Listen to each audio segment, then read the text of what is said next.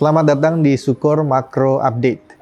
Rilis data second estimate dari PDB Amerika Serikat kuartal 3 masih tercatat sama di angka 2,8% secara kuartalan. Namun ada revisi pada komponen consumer spending dari yang sebelumnya tercatat tumbuh 3,7% menjadi 3,5%. Downward revision pada consumer spending mencerminkan tingkat konsumsi di Amerika Serikat yang cenderung melemah. Perlambatan konsumsi ini diperkuat oleh indikator inflasi favorit The Fed, yaitu Core Personal Consumption Expenditure atau Core PCE yang tercatat tumbuh 2,8% year on year di bulan Oktober, sedikit lebih tinggi dari 2,7% dari bulan sebelumnya. Sedangkan secara bulanan Core PCE ini tumbuh stagnan, seperti bulan sebelumnya di 0,3%. Kemudian, indeks harga konsumen Eropa tercatat naik ke 2,3% di bulan November. Kenaikan ini lebih didorong karena efek basis rendah, di mana inflasi bulan November 2023 lebih rendah daripada bulan Oktober 2023. Kemudian efek basis rendah ini juga didorong oleh penurunan harga energi yang tidak terfaktor dalam perhitungan tahunan.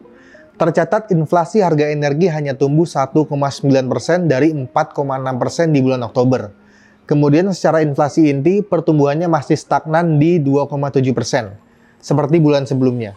Dengan indeks harga produsen yang terus terdeflasi, kami memperkirakan inflasi konsumen akan terus menurun ke depannya, sehingga ruang pemangkasan di bulan Desember oleh ECB juga sangat luas.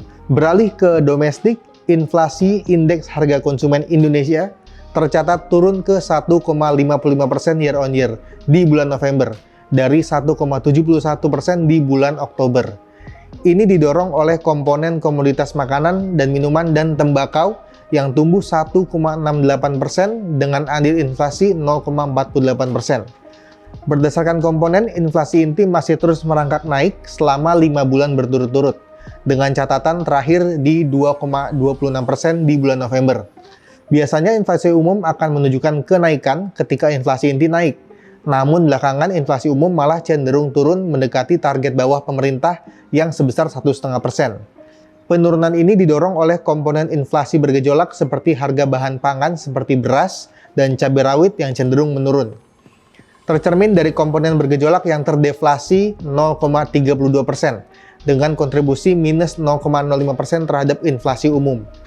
Secara umum, harga emas perhiasan menjadi pendorong inflasi umum juga di bulan November. Di tengah konsumsi yang masih melemah, tercermin dari fenomena masyarakat yang masih menggunakan tabungan untuk aktivitas konsumsi, ada potensi inflasi umum akan cenderung stagnan di bawah 2% meski ada periode festive season di akhir tahun. Hal ini didukung oleh data perkembangan uang beredar yang terus menurun selama beberapa bulan terakhir. Pelemahan uang beredar menunjukkan lemasnya roda perekonomian Indonesia yang hampir 60% didorong konsumsi domestik. Kedepannya, pemerintah perlu mendorong konsumsi masyarakat dan mendongkrak daya beli dengan penundaan kenaikan PPN yang akan menggerus permintaan barang dan jasa di sektor konsumsi.